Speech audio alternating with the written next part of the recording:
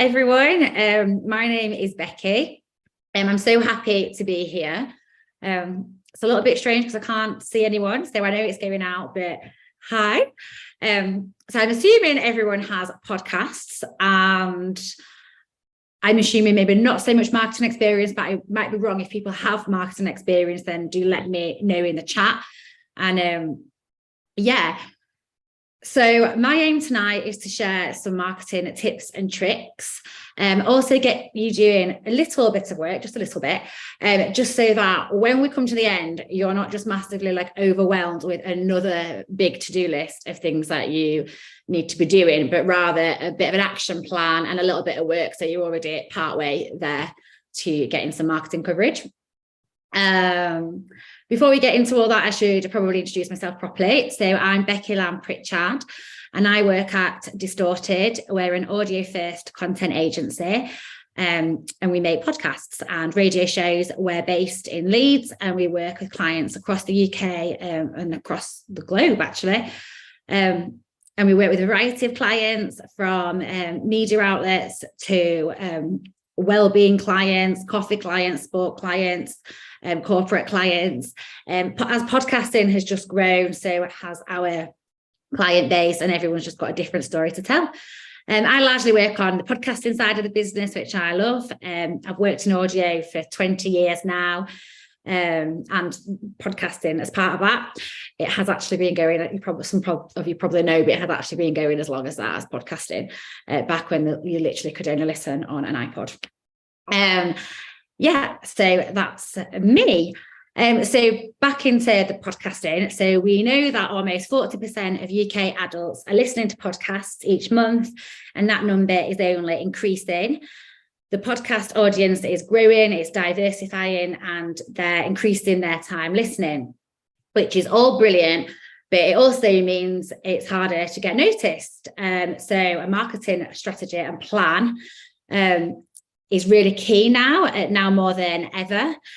And I guess as we go through the marketing, should be kind of, I always think, started from, it sounds obvious, but right at the beginning. Often it's very much an afterthought, like it all goes into production and then it's, and now we'll do some marketing, we'll get it out somehow.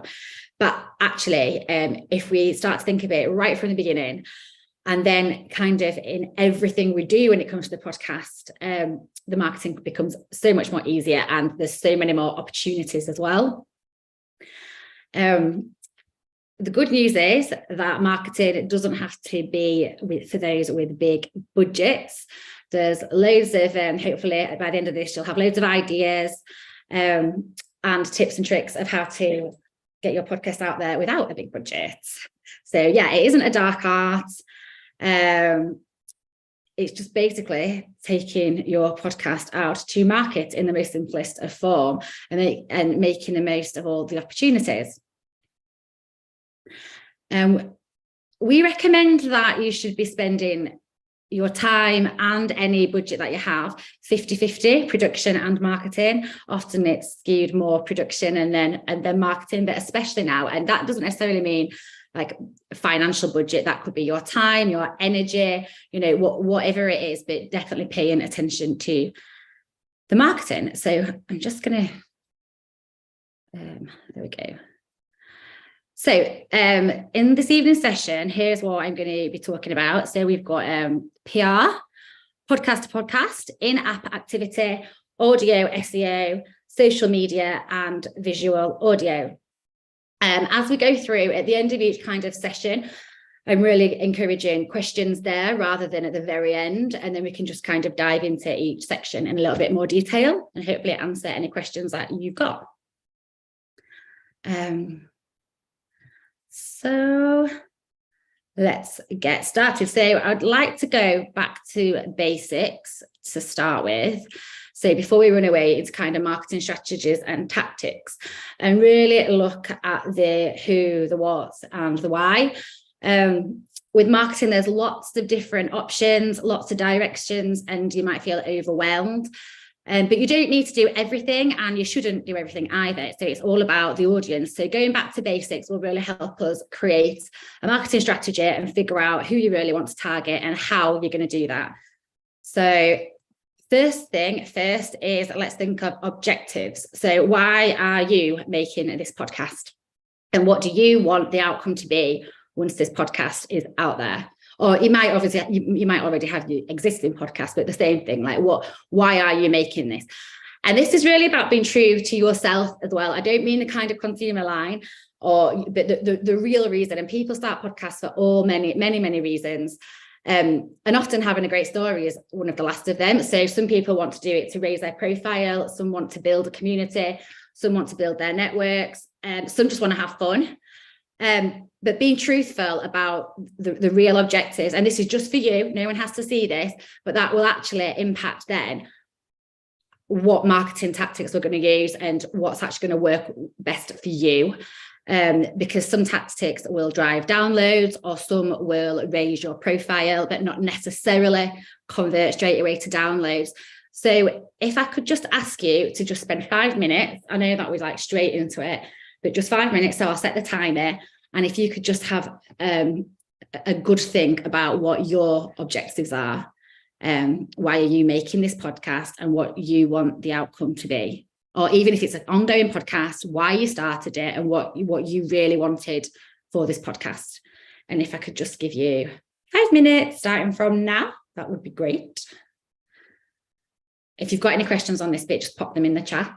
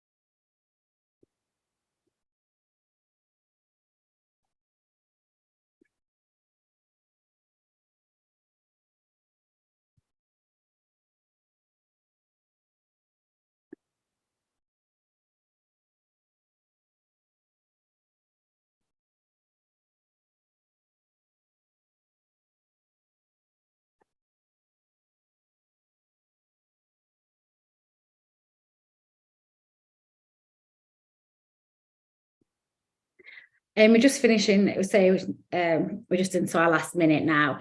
So if everyone is just wrapping up. And I think I've just seen a message that was there like a live inviting people to Canva thing? I think it's gone now.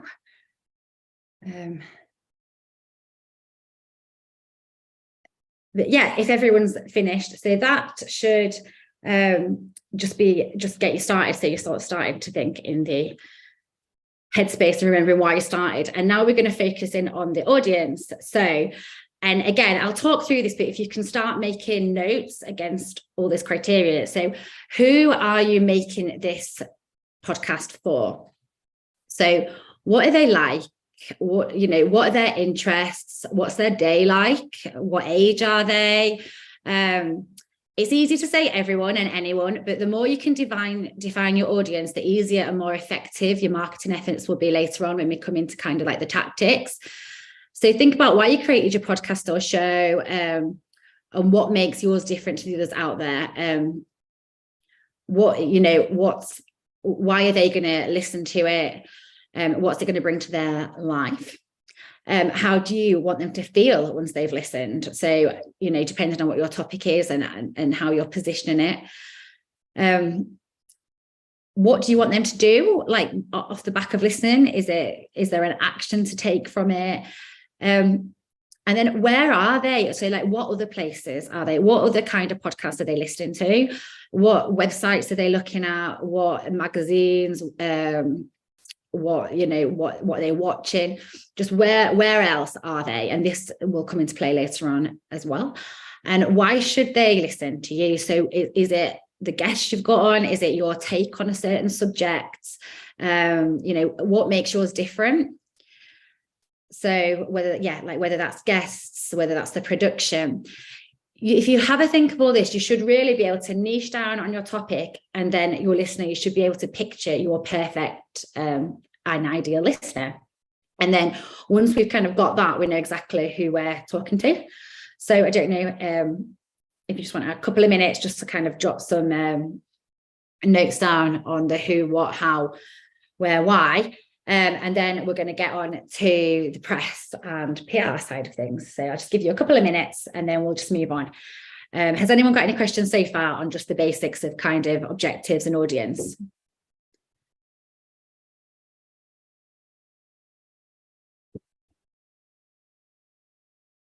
So far all quiet. It feels a little bit like I'm kind of talking into a void, but I trust that there's people there.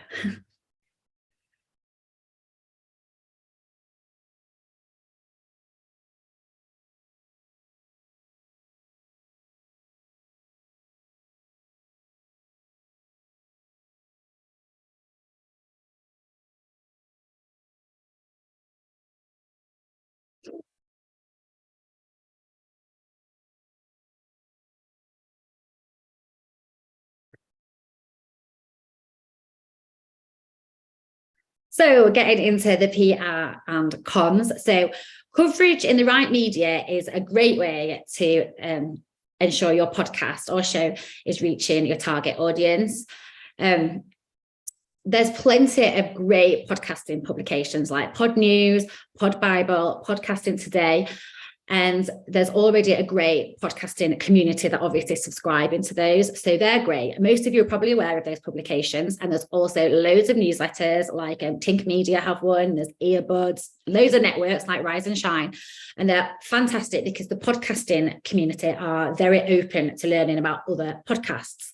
But then in another direction is the publications that cater for your audience. So depending on what your topic is, I do a lot in the wellbeing space or sport. So, we'll be looking at I've got here, there's a wellbeing client of mine and we were on Grazia, or coffee, there was a sustainability coffee client and we were in the Fair Trade magazine. So, whatever and it might be craft, it might be knitting, there'll be, there's magazines, websites, groups, newsletters for them.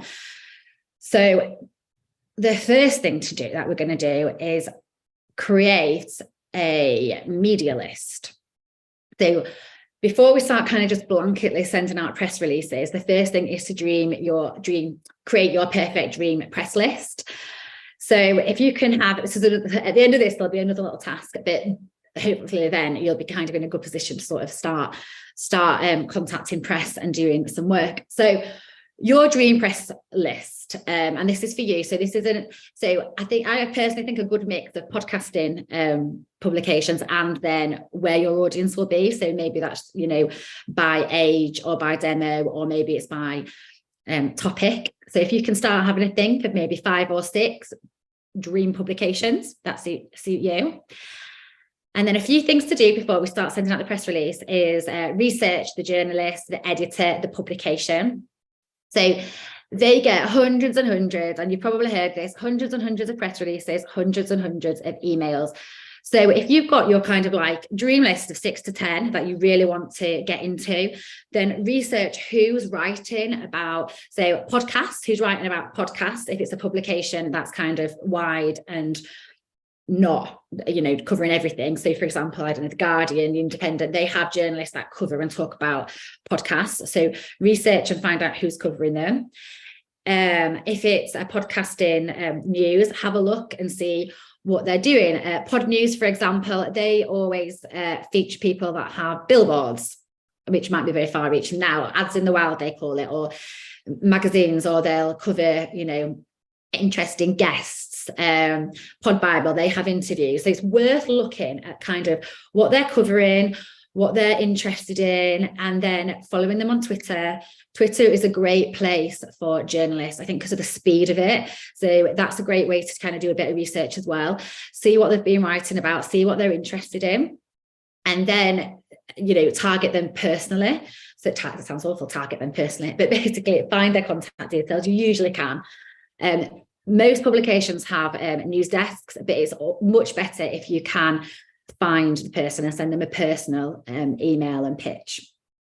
Outlining, I've seen that you've written about X, Y, and Z. This is what I'm doing. Journo request on Twitter, #journo request. Keep your eye on that. It's worth checking, it depends on how much you want to focus on PR. I personally check it every day, every other day. Journalists will often, if they're covering a story, they'll often put out on there what they're looking for. So just having a quick scroll through there every now and again, you'll be amazed at what you can get and what you can find. And thinking about your pitch, what your hook is. There's so many podcasts. I think the last count, there was a start around 4 million. And there's so many celebrities and so many people starting podcasts that so-and-so has started a podcast just isn't enough of a hook. So really think about what your USP is. And it might even be that when you've got your dream list of 6 to 10, actually that USP or that hook is a bit different to each one. So have a think about that and about what your pitch is. And then we get into the press release. So has everyone had a little think about kind of have they got some magazines or websites in mind that they would love to be featured in?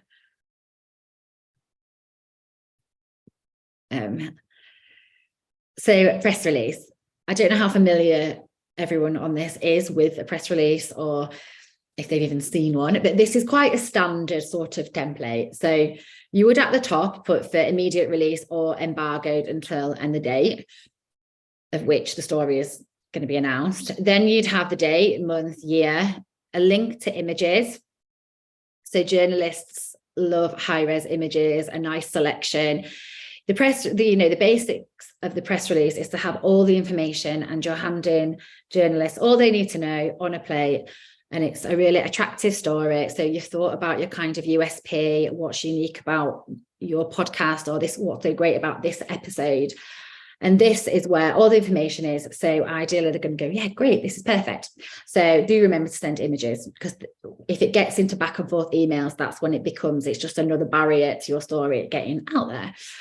So an intro paragraph. So this is all the basis. So you need to cover the, who, what, where, why, and when. So all the key information needs to go in this first paragraph, and that will either grab their attention and then they'll want to know more, or they might go no. But if it's lacking in detail there, that's where you're really missing out. So you've got to make sure that all the 5 W's, the who, what, where, when, and why, all the key information is in that first paragraph. We then go on to more detail then in the rest of the release. And this can be paragraph 2, 3 or 4, sometimes 5. It depends on what you've got to say. But that's where you give a lot more background. And then you can give quotes. So if you've got a great guest on that says something really like amazing, or a quote from yourself about why people should be listening to this podcast, that would go there. If you've got stats that you can, to back up your whatever it is you're talking about, some research in the area, some research in the subject, you would also put it in there. And then it ends like this with the ends. It starts with the starts and it ends with an end, just so the journalists know that that's all the main bulk of the story. And then you usually have a notes to editor section where you can put any other information, credentials about yourself. So if you've won awards, if you've been nominated, if you've appeared on loads of other podcasts, if you've been in other media and press, this is just kind of more background information and just really helps show your kind of credentials and makes you more newsworthy. So that's PR and press, very basics, but would you be able to just dive in and let me know areas where you want me to expand, or if you've got questions? I'll just wait just in case there is any.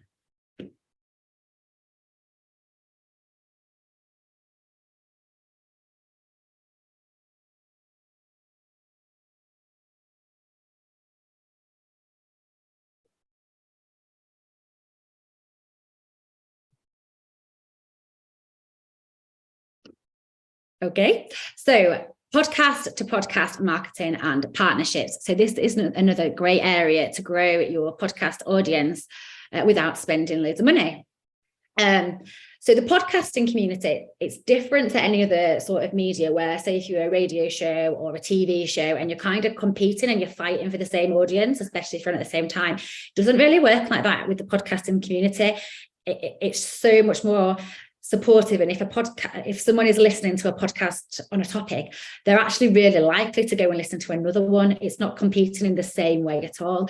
So for that reason, one of the best ways to grow audience is to partner with other podcasts. So you can do that in a variety of ways.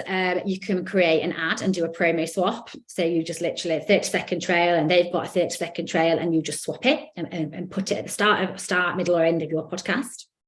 You can guest on other podcasts, so pitch yourself as one of their guests, or suggest that you both guest on each other's.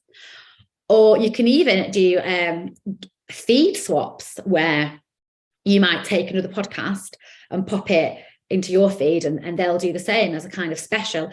So there's loads of ways of working with other podcasts on partnerships, and it doesn't have to be limited to partnerships. Obviously don't have to be limited to podcast either. They can work the same.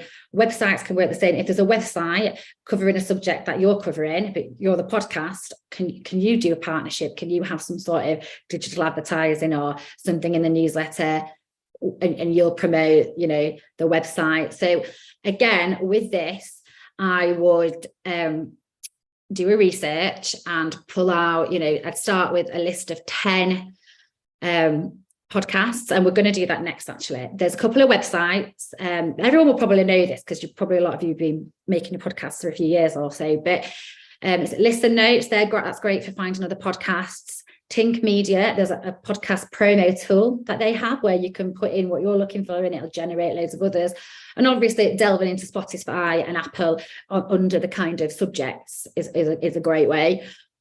With this, I would encourage realistic thinking rather than kind of like dream thinking or manifestation. I think, if you've got a couple of thousand listeners, then, approaching Diary of a CEO for a swap probably isn't going to work. So you kind of want to be looking at people playing in a similar field to you. So do you want to just take 5 minutes and just have a dig around and come up with 5 to 10 podcasts?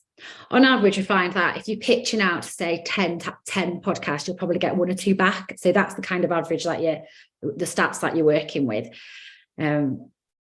And if you can think of 10 really quick, then maybe go back and think of the marketing PR press list as well, if you didn't quite get to 6 to 10 of those.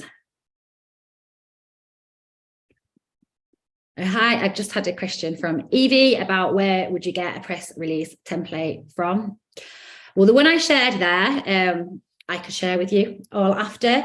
But, you know, a quick Google, there's a lot of them, a lot of PR agencies, like we've got they're just there kind of for free. So a quick Google will you'll be able to get a hold of a press release template. But as I said, I can share that template with Sarah tomorrow, and if Rise and Shine can share it with everyone, then that's absolutely fine.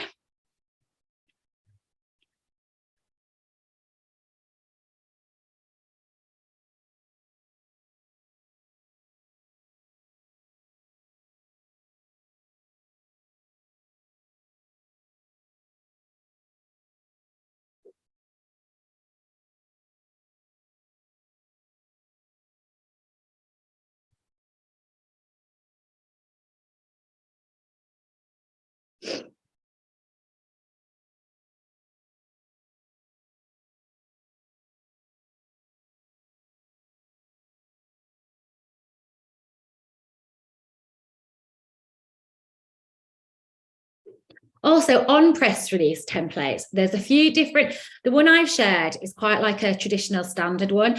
There's sometimes other ones where people might embed images in, or sort of do design versions on Canva, you know, so you can kind of like so they kind of stand out a little bit more. But what I've actually found when I've done that is it's not had the same pickup. So whether they get spammed more, but the most success I get is from a traditional style of press release. And it's probably worth noting, when you email like the contacts, you kind of put a summary in the email, not all the details. So yeah, I would say from my personal experience, sort of messing around with a more designed press release I haven't got the results, but researching the contact, researching the journalist, and then kind of just getting the content right, that's better. So yeah, as I say, I think maybe sometimes those designed ones just end up going into spam.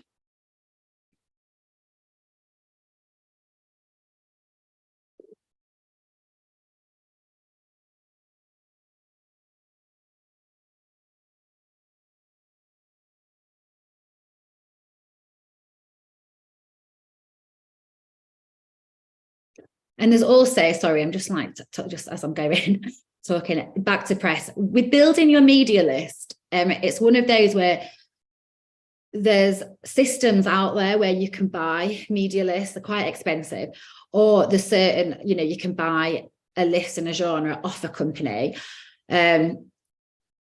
Again, they're usually quite expensive, and companies will charge, you know, anything from $400 to $500 just for a list on one area. To access a full database, it's thousands.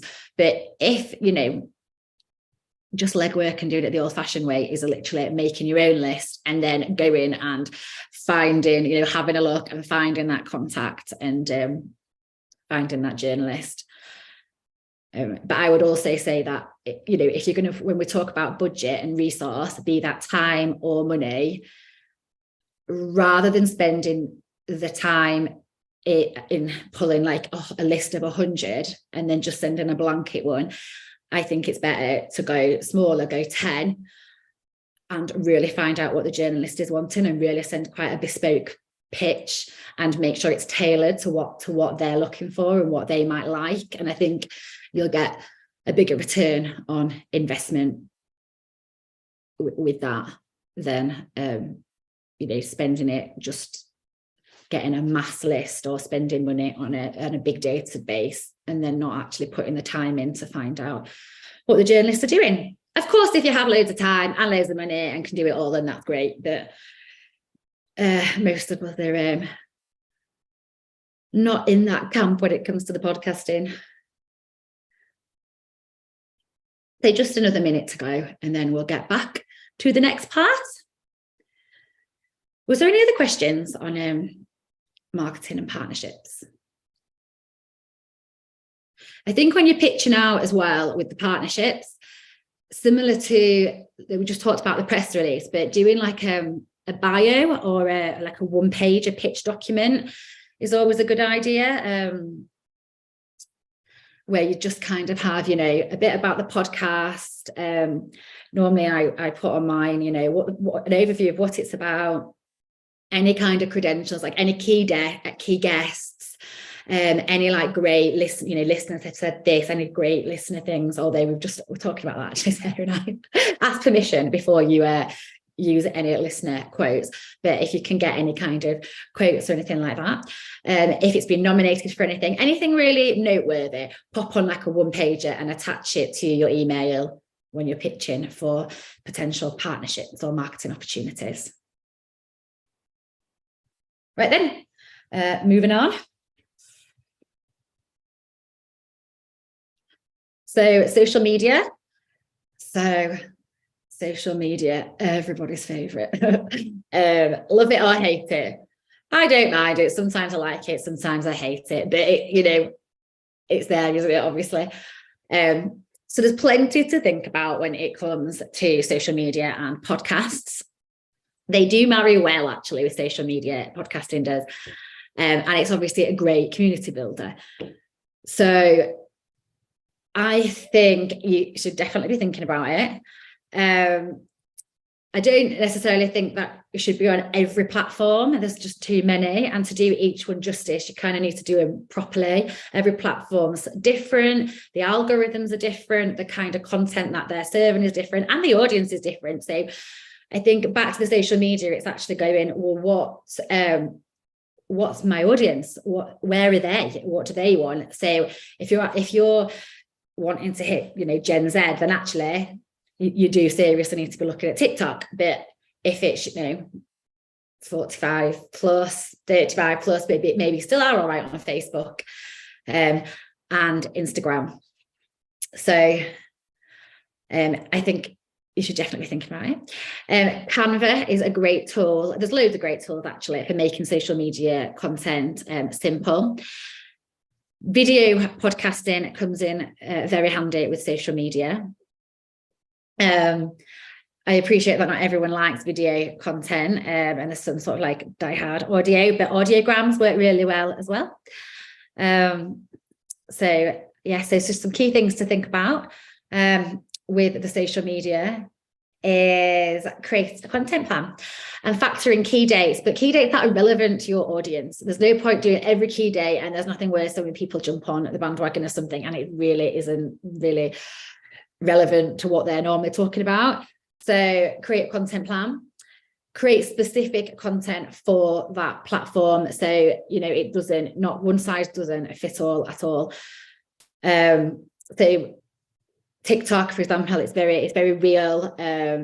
It's great for video podcasting actually as TikTok, because you get the snippets, you can just put it on, and it's all about kind of discoverability and finding new things.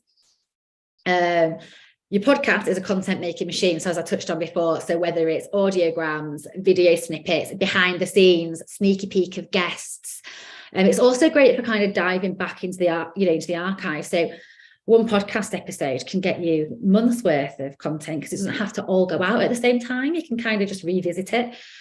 So, and make the most of your guests. If you've got guests, then make the most of their communities and maybe create assets for them that maybe feature them on it so that they're more inclined to share. Consistency, just like with podcasting, actually, consistency is key.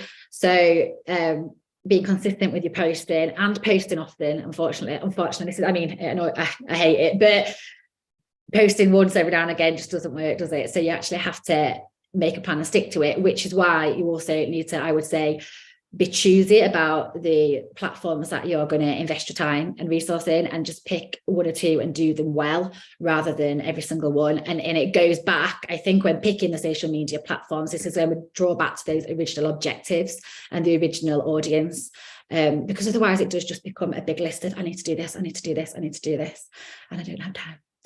And community. So social media is amazing at building your community and engaging. So don't post and ghost. Make sure that you're engaging, you're commenting back, you're liking, you're sharing.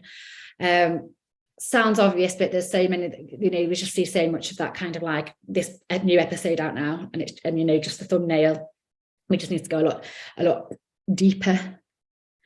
Any more questions around social media?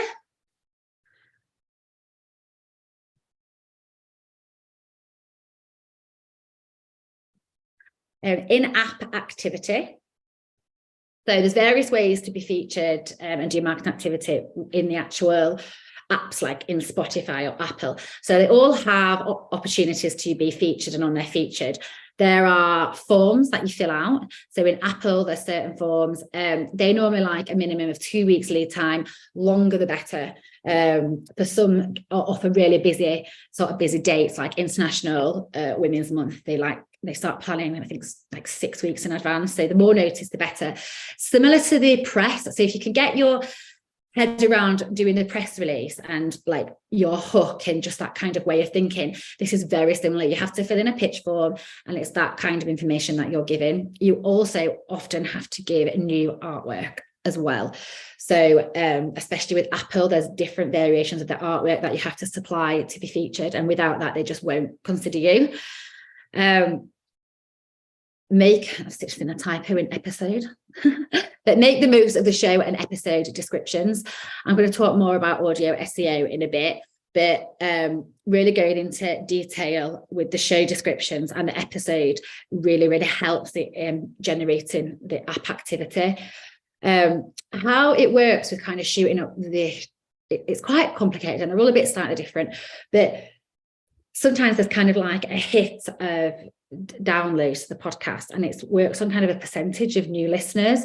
So it's not necessarily this has the most listeners and this one doesn't, and goes like that. It's kind of like the most percentage of that day. So there's ways. So that's why if you can, when you are doing your marketing activity, if you can kind of aim it for a similar time, sometimes you'll get like a big boost.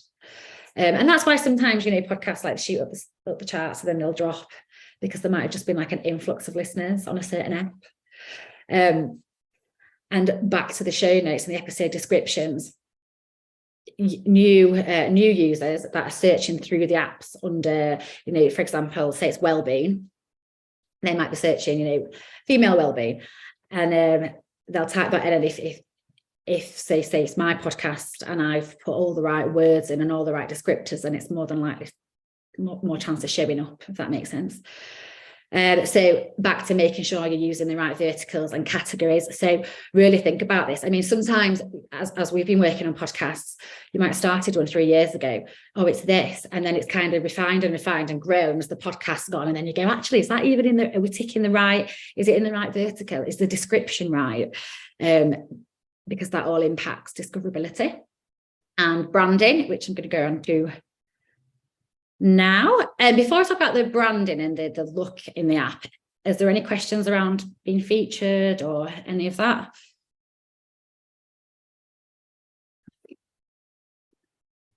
So show branding. So you've got a really tiny space, obviously, to make a big impact. So this needs consideration. At the moment, I've just pulled out a few that are, charting highly. And as you can see, it kind of says what it does on the tin, really, doesn't it? I think that's the thing. Rather than thinking of kind of like something really quirky and, different for the title, it really needs to say what it is so that the user can just get it straight away. There's quite a lot of talk. We've looked into a lot about the artwork and kind of like the colours, what your colour is, it representing your topic? What is the font representing your topic? And I know that there's probably some designers on here who know way more than me, but you've got a really small opportunity. So I think that in the past, maybe not enough attention has been given to the artwork than should, because it's doing a big job. So it needs to explain who you are and what you're doing. And you can change it. There's the show artwork, and then obviously you can update it per rep. So especially if you're guest led, then you can change it with an image of the guest and maybe a little description. So that's just a little something to think about for the in-app. Audio SEO. Why are we talking about SEO when we're talking about podcasting and audio? Oh, I know, because it's digital audio. So we have to think about these things. So in the app, podcasts, users are searching for them just in the same way we go on Google and search. So in the same way, if you were building a website and you think of your keywords and then, you know, if people are looking for the right words, it shows up in Google, and then you'll do press activity with kind of backlinks to increase your SEO, and it moves up. It's basically the same principle in audio SEO on the apps.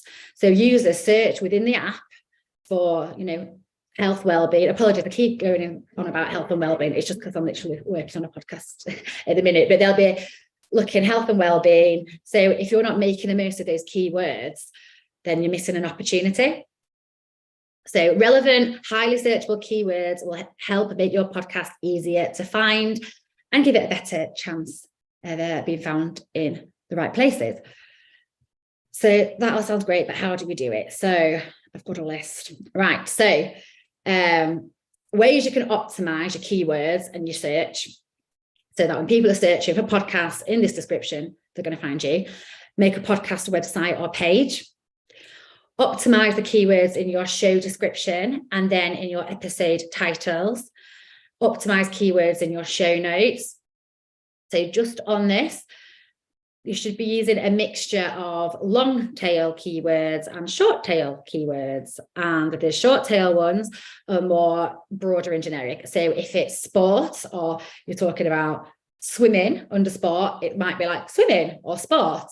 And then the long tail, so the short tails are like 1 to 3 words and they're quite broad. And then the long tails are about 5 words and they're more descriptive. So for example, if your podcast is swimming, but you spend an episode talking about technique with X guest on the butterfly stroke, that's quite specific, and that'll be a short tail. And that, so you need a mixture of those. So I hope that makes sense.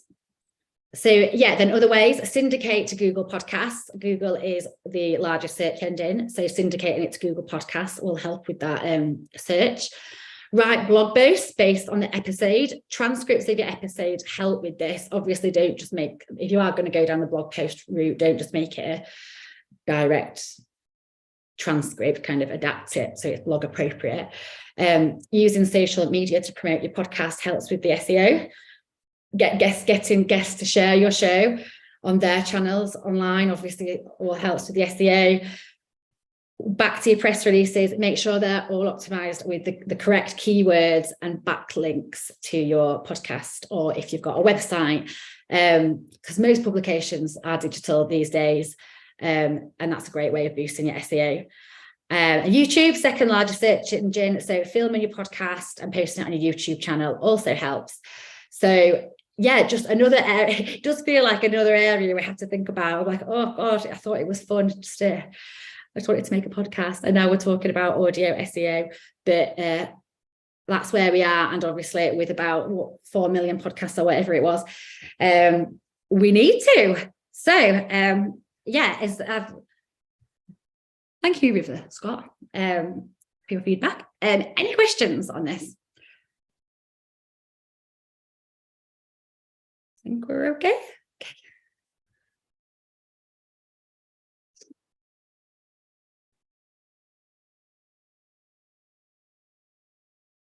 Visual audio. So this is my next thing to talk about. So I totally get that not everybody wants to have their face on a video. And for some, that's not why they got into audio. But this is the direction that it's going in. So if you're happy, then take advantage, basically. And I think with, the recent news that Spotify are changing their interface so that it's going to be much more visual, just kind of shows the emphasis they're putting on what they think, how they think podcasting is going to go, and how video is going to boost discoverability. YouTube released a 67-page guide at the back end of last year on how to make the best of their platform for podcasting. 67 pages on that. So they're completely encouraging and getting behind video podcasting, and the long content and then the short, so you can promote like smaller snippets and things like that. There's a whole guide on how to use that, and I can talk through that if anyone's interested, not the whole 67 pages, but a few takeouts. TikTok, they're going in the direction of longer form content. So they're very short, but they're actually wanting to go a bit longer. So as you can see, it works very well. Especially kind of TikTok, as I touched on before, it's all about that platform. They're really going in the direction of wanting to, where you'll go to learn new things and discoverability and communities. So especially with podcasting, especially because podcasting is all about communities, it is about niches and topics. So that kind of, video footage works really well on those platforms. So that's kind of it really on the visual audio in terms of like just what I wanted to touch on, but I'm happy to talk in more detail. Sorry, a few questions. Any good apps to film in your podcast and to avoid buying expensive camera stuff? Oh, apps. I don't know about apps actually, but I do know that you can get some kind of half decent things to make it look better, like ring lights, little lightings, things like that. I'm not so hot on the apps actually, but I can find out if you wanted to email Sarah. I'd be happy to ask one of someone at work who's much more techy than I am and see if they've got any app suggestions. I think actually, sorry, I feel like I'm going off on one now, but just as we've gone through back to the apps and things in general, I touched on Canva as a great design tool. And there's more, there's Creative Marketplace, there's Upsplash for downloading like stock images, and then obviously with AI, which is very, very scary and could potentially put all creatives out of work. I don't know, but there's scope there for making great social assets or making great marketing material as well, and there's like lots of free bits there, and there's obviously free sites for like audiograms and things like that. So I don't, I'm afraid, know any good apps for filming a podcast, but ring lights would be my top tip. Anything else? I'm happy to talk about press a little bit more or anything like that if you've got any questions, because I've kind of rattled through it. I thought it'd be a bit longer, but I think because I can't see anyone, I think I've kind of rattled through a little bit faster than what I was expecting.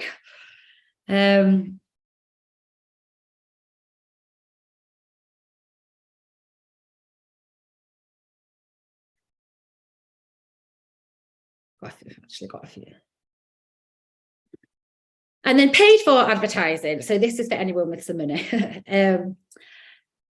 Obviously, you can buy any kind of medium, promote your podcast. That billboard there, we actually got as a partnership for free, but you could obviously buy a billboard. Well, I don't think I couldn't personally buy a billboard, but there's other ways and cheaper ways of marketing. If you have got like a couple of hundred, you can, there's, especially within the sort of smaller publications. So if you've got a really niche topic and there's a website with your audience, because a lot of niche publications make a big audience, you could probably, pay for advertising for a few hundred.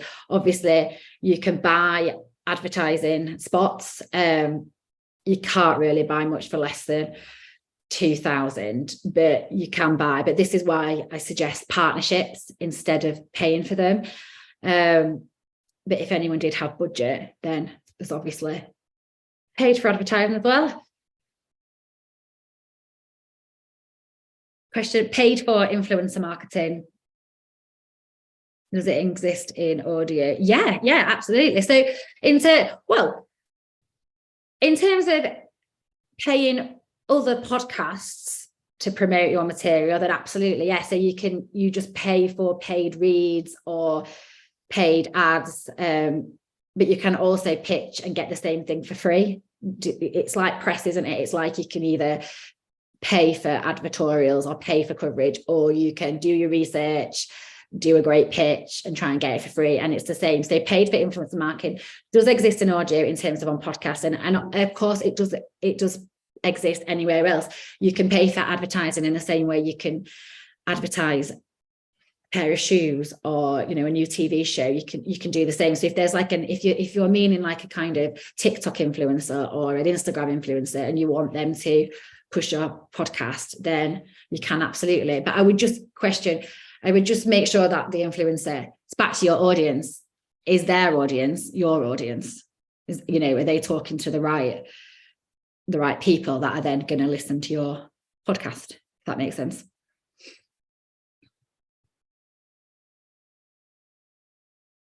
Thank you. Somebody said, yeah, so with influencer marketing, yeah, it does work, but just, yeah, I just think with everything, there's so much, and we can go, I could go deeper into any one of these areas, but there's so much to do. But it all goes back to your audience. Where are they, and what are they interested in? Because you could go to a great influencer with millions of followers, but actually it's nothing to do with what you're talking about or what your audience is. Then, yeah, what's the point? So, basically, just what I've said there: a variety of different ways to reach your audience, all ranged in complexity, strategy, and budget, but you don't have to do them all, and you should not do them all. So do what's right for your audience. And if your podcast is something that's a personal project and for fun, do what you enjoy as well. Do you know what I mean? Don't do one of the social platforms when you absolutely hate it. If you absolutely hate it, just, and Promo Club, I'm running a unofficial fringe event to the podcast show. If any of you are going, where we're going to be talking in depth about marketing, myself, Podspike, Ariel, from Earbuds, and you're all invited, and Sarah as well. So if anyone's in London, a podcast show, come to our free event and chat marketing and meet other podcasters who will also be chatting marketing, and you might make some partnerships there. And you can follow me at This Is Distorted. That's the agency. And if you wanted to follow me personally, I've set a new account. It's fairly new anyway, called The Musings of Lady P, where I'm basically sharing podcast marketing tips. So it's a new community I'm building. So if you want to follow that, then there's kind of more of the same in terms of tips and tricks, free tips and tricks for marketing. Any more questions? Anything else?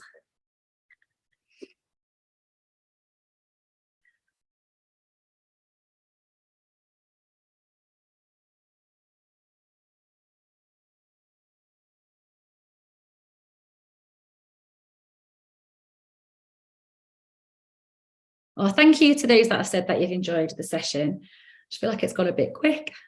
Feel free to ask any more questions.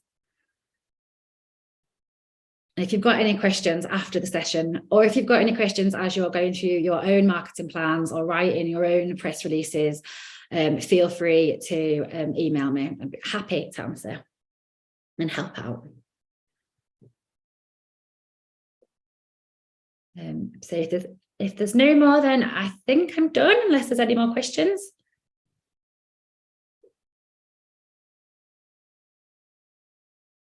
Okay.